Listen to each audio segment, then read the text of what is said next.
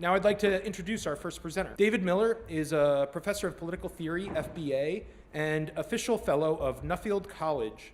Miller's work attempts to leverage evidence from the social sciences to inform debates in political philosophy. He is the author of Strangers in Our Midst, The Political Philosophy of Immigration, published by Harvard University Press. Please join me in welcoming Professor David Miller.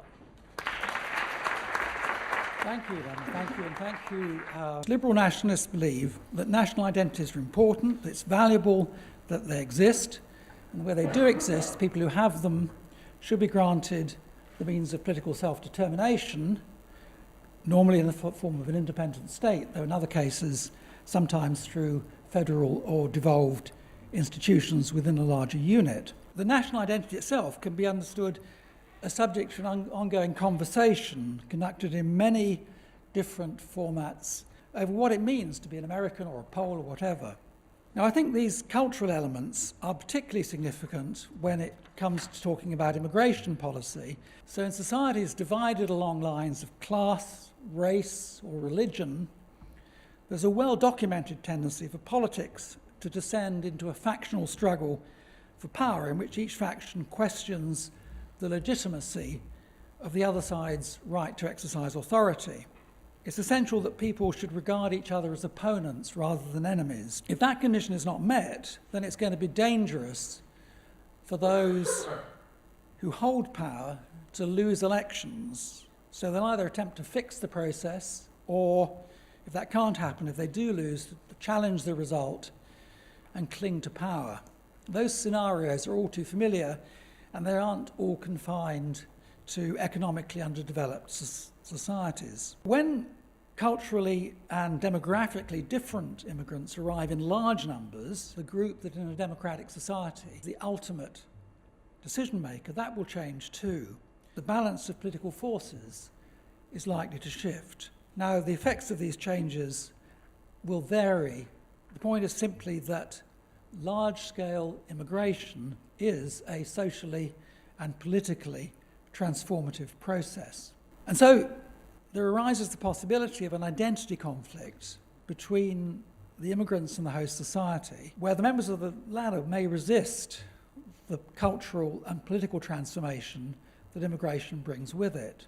Historically, the main response to these identity conflicts has been to insist that immigrants should assimilate fully. But to demand that sort of full-scale assimilation is illiberal and also, I think, very likely to fail. Might the solution be to abandon a unified cultural identity in favour of multiculturalism? As a simple matter of fact, the largest cultural group is likely to be the indigenous majority, but there's no reason, on this view, to give it any kind of privileged status. So that would mean that national identity would have to take the form of what I earlier called a civic nationalism, a political identity deprived of any specific cultural content. In fact, no society has ever been fully multicultural. Politically, there's been a backlash against multiculturalism in almost all European societies with substantial immigrant populations. What we find in practice is that states continue to support their citizens' national identity. Put it at its simplest, we require Shakespeare to be taught in schools as part of the national curriculum, but expect that students will be introduced to Buddhism and Islam as well as Christianity in their religious education class. In that way, national identities can be reproduced over time and transmitted to children of immigrant origin. So you might then think that with this solution in place, cultural accommodation for minorities, but some precedence given to national culture, the immigration problem is solved. But crucially, it depends on restricting the inward flow of immigrants to the extent that's needed to maintain that cultural equilibrium. Thank you, Professor Miller. Joseph Carens is a professor of political science at the University of Toronto and fellow of the Royal Society of Canada. Most relevant to our purposes tonight, he is the author of The Ethics of Immigration, in which he examines the normative justifications for a society of totally open borders. Please join me in welcoming Professor Joseph Carens. Thanks, Dan. Every state has the legal and moral right to exercise control over admissions in pursuit of its own national interest and the common good of the members of its community, even if that means denying entry to peaceful, needy foreigners. States may choose to be generous in admitting immigrants, but in most cases, at least, they're under no moral obligation to do so. That's essentially David's position, but I want to challenge that view. Borders should generally be open, and people should normally be free to leave their country of origin and settle wherever they choose. Particular force with respect to restrictions on movement from poor states to rich ones in Europe and North America, but it applies more generally. Here's the key. Citizenship in Western democracies is the modern equivalent of feudal class privilege. It's an inherited status that greatly enhances one's life chances. To be born a citizen of a rich state in Europe or North America is like being born into the nobility in the Middle Ages. To be born a citizen of a poor country in Asia or Africa is like being born into the peasantry. Like feudal birthright privileges, contemporary social arrangements not only grant great advantages on the base of birth, but they entrench these advantages by legally restricting mobility, making it extremely difficult for people born into a socially disadvantaged position to overcome that disadvantage, no matter how talented they are or how hard they work. And like feudal practices, these contemporary social arrangements are hard to justify. Reformers in the late Middle Ages objected to the way that feudalism restricted freedom, including the freedom of individuals to move from one place to another in search of a better life, a constraint that was crucial to the maintenance of the feudal system. And modern practices of state control over borders tie people to the land of their birth almost as effectively. Africans and Afghans in small leaky vessels seeking to avoid patrol boats while they cross the water to southern Europe or to Australia. What justifies the use of force against such people? They're ordinary, peaceful people, seeking only the opportunity to build decent, secure lives for themselves and for their families. On what moral grounds can we deny entry to these sorts of people? What gives anyone the right to point guns at them? And if the feudal practice of protecting birthright privileges was wrong, what justifies the modern ones?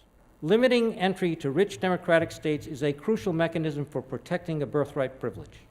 There are millions of people in poor states today who long for the freedom and economic opportunity they could find in Europe or North America. Many of them take great risks to come, and if the borders were open, millions more would move. The exclusion of so many poor and desperate people seems hard to justify from a perspective that takes seriously the claim of all individuals to be regarded as free and equal moral persons. Now, some will object that open borders would be contrary to our interests, and perhaps they're right. A cartoon that seems appropriate to mention here. It shows two kings talking to one another. The first one says to the second, "Well, monarchy may not be the best form of government in principle, but it has always seemed the best form of government for me." I'm afraid that those of us who live in rich states today are a lot like that king. The way the world is organized may be hard to justify, but it's good for us. But if we want to act ethically, we have to give reasons for our institutions and practices, and those reasons must take a certain form. It's never enough to justify a set of social arrangements governing human beings to say, well, these arrangements are good for us, without regard for others, whoever the us may be. We have to appeal to principles and arguments that take everyone's interest into account, or that explain why the social arrangements are reasonable and fair to everyone who is subject to them. Now, I have no illusions about the likelihood of rich states actually opening their borders. The primary motivation for my open borders argument is my sense that it's of vital importance to gain a critical perspective on the ways in which our collective choices are constrained, even when we can't do anything to alter those constraints. Social institutions and practices may be deeply unjust and yet so firmly established that for all practical purposes, they have to be taken as a background given in deciding how to act in the world at a particular moment in time. For example, feudalism and slavery were unjust social arrangements that were deeply entrenched in places in the past. In those contexts, for long periods of time, there was no hope of transcending them in a foreseeable future. But criticism was still appropriate. So even if we have to take such arrangements as given for the purposes of immediate action, so if you're dealing with the South in the 1830s, maybe it's important to think about how can you improve the condition of slaves rather than focusing on abolition, but you shouldn't forget about the fundamental injustice of slavery. Otherwise, we wind up legitimating what should only be endured. For I imagine, or at least I hope, that in a century or two, people will look back upon our world with bafflement or shock. And just as we wonder about the moral blindness of feudal aristocrats and southern slave owners, future generations may ask themselves how Democrats today could have possibly failed to see the deep injustices of a world so starkly divided between haves and have-nots? Why we felt so complacent about this division, so unwilling to do what we could to change it?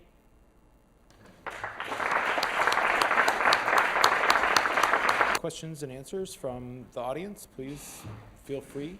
Could you please expand on what you mean by culture and why it is valuable to preserve it? So I think what I was suggesting is that the importance of culture in this discussion, in my talk, and what I think, beliefs, ways of life, practices, customs, whatever it might be, and by virtue of these cultural differences, we come to think of those around us as sharing things with us. This, I seems to me, is a very valuable mechanism in societies in other respects, and so on and so forth. So that's really the instrumental argument I was making for the importance of culture. But I think I've not done a very good job in answering what exactly culture is. It's a very amorphous thing. Suppose a person thought that the moral force of this feudalism analogy derived more from the kind of moral luck or arbitrariness in the way the advantage has been allocated. You can imagine like a society where, say, we give like tall people more money than everybody else, and there's no necessity to some people being short. Everybody could have the same height, and yet it still seems wrong for some reason. Do you think in that case there's something to the feudalism analogy? Well, I think the issue. So you could recast the feudalism analogy as an argument about moral arbitrariness, and there are some people who do that, but I think it becomes less persuasive. In other words, there's an assumption that it's deeply problematic that some people are just born in a place where, by some metric, their life chances are lower than people in some other place. And I just don't see it. I don't think that is a problem of moral significance. That's my view. Thank you. Can I just jump? That doesn't answer the question of whether or not you want to set up a system in which you permit these kinds of inequalities. And there has to be an argument for why you want to permit the inequalities or why you wouldn't want to permit those inequalities and over time. People think open borders, that's impossible. With culture, how could you protect? So the European Union, remember, these are countries that fought wars with each other for hundreds of years, right? And they have profoundly different cultures. People go, oh, it's all European culture, but that isn't how they saw it for a long time. They managed for many years to have open borders, and the heart of that is the economic differences between these states were not so great.